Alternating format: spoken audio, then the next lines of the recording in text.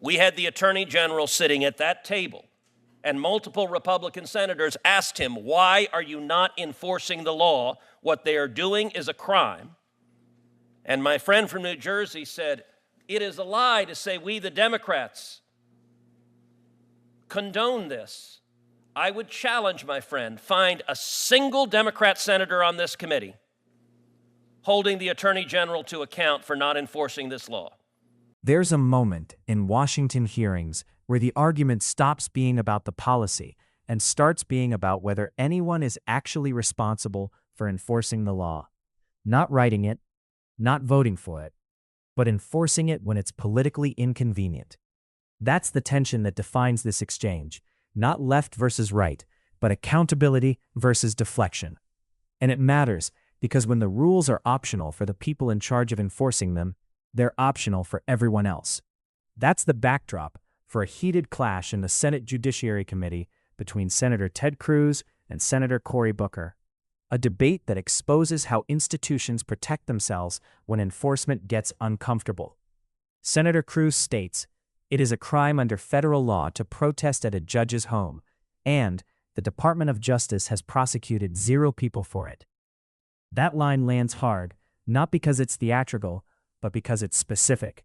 A statute is named, an enforcement agency is named, and the alleged number is 0. This is where the argument stops being ideological and becomes structural. For ordinary Americans, this resonates for a simple reason. Most people don't get discretion when they violate federal law.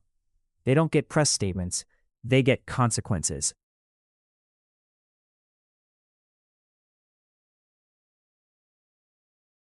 That are on the bench, and that's who they are seeking out. I will also point out that the discussion about the urgency of protecting the safety of judges. Listen, I agree. We should protect the safety of every federal judge, but it is interesting because my Democrat colleagues were utterly silent during 4 years of the Biden administration when you had violent mobs outside the homes of Supreme Court justices unhappy with the Supreme Court's ruling in Dobbs, and the Biden Justice Department refused to enforce federal law and protect the justices. And my Democrat colleagues were perfectly happy with Supreme Court justices being threatened if they disliked the rulings that were coming from the Supreme Court justices. Unlike my colleagues, I believe we should protect judges regardless of whether I agree with them or not. We should protect their safety. And every time you hear a Democrat senator talk about protecting judges from acts of violence, you ought to ask them, why did they not have a word to say about the Biden Justice Department allowing mobs to threaten the families and children of Supreme Court justices night after night after night while Biden's Attorney General refused to follow the law? And with that, I'll recognize the ranking member of the full committee, Senator Durbin. Thank you, Senator Cruz. They asked Winston Churchill after World War II. Would you indulge me for a moment? We indulge you every moment. I appreciate that act of generosity. It's just something you said that I think is actually dangerous and should be addressed, and you're welcome. But when Judge Anderol was killed in New Jersey, the Republican colleagues in the Senate, their outpouring of support, their outpouring of concern, they're willing to work together on a bipartisan bill was extraordinary. It shows the truth of this institution that despite some of the fiery rhetoric that you were sowing, we're really a bipartisan, working bipartisanship. Cornyn and Coons, after the incidents you're talking about, got together and actually passed a bill to better protect our Supreme Court justices, many of whom are friends of ours. You know, Gorsuch and I disagree on a lot of stuff. I knew his wife before he did. We studied together at Oxford. This implication that there was silence when there were threats on their people's houses is absolutely absurd. I remember the rhetoric and the comments, the concern from Coons. I actually distinctly remember you, Chairman, on more than once condemning those attacks on Republican-appointed jurists. To say things like that feeds just the partisanship in this institution and feeds the fiery rhetoric. And it's just plain not true. It's just plain not true. And I think you know that, but we can pull from the record from my colleagues in real time, literally days afterwards, condemning it. There's a lot of substantive things to say here, but to think that the lack of humanity when people's homes are being threatened was not in existence, I think that's unfair and really concerns me that you would say that in the way that you did. Well, I thank my colleague from New Jersey. I will note, as John Adams observed, that facts are stubborn things. And it is existing federal law, 18 U.S.C. Section 1507, that makes it a crime to protest at a judge's home. And the law provides whoever with the intent of interfering with, obstructing, or impeding the administration of justice, or with the intent or of influencing any judge, juror, witness, or court officer in the discharge of his duty, pickets or parades in or near a building housing a court of the United States, in or near a building or residence occupied or used by such judge, juror, witness, or court officer, or with such intent uses any sound truck or similar device, or resorts to any other demonstration in or near any such building or residence, shall be fined under this title or imprisoned not more than 1 year, or both. That is federal criminal law.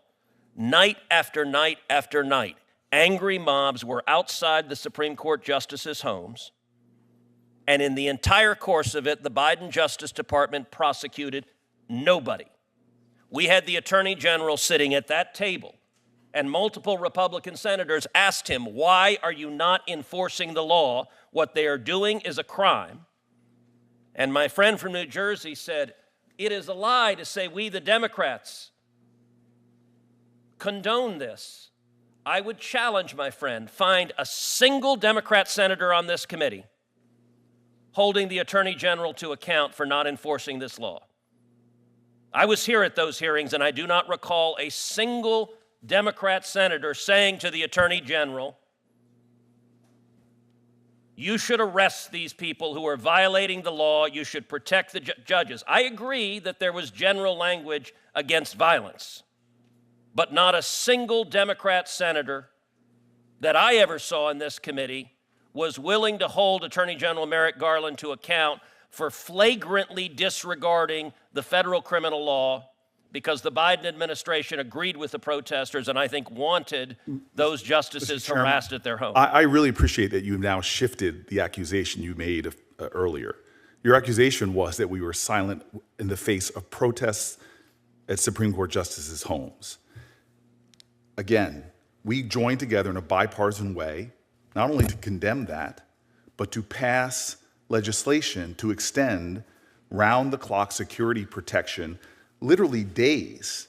It was introduced May 5th, passed the Senate in a bipartisan fashion on May 9th. So if you're saying that we didn't criticize Did the Merrick Biden Garland, DOJ arrest a single person under this law? You are now changing the No, that is what I accusation said. that you That made. is what I said. Again, I'll pull the record. Did the Biden DOJ arrest even one? Again, The answer is no. my point to you is the accusation that the Democrats on this committee do not care about the safety All right, so let me of ask you federal this. judges. Should I the did not Biden interrupt you, DOJ sir. I would appreciate if you let me finish.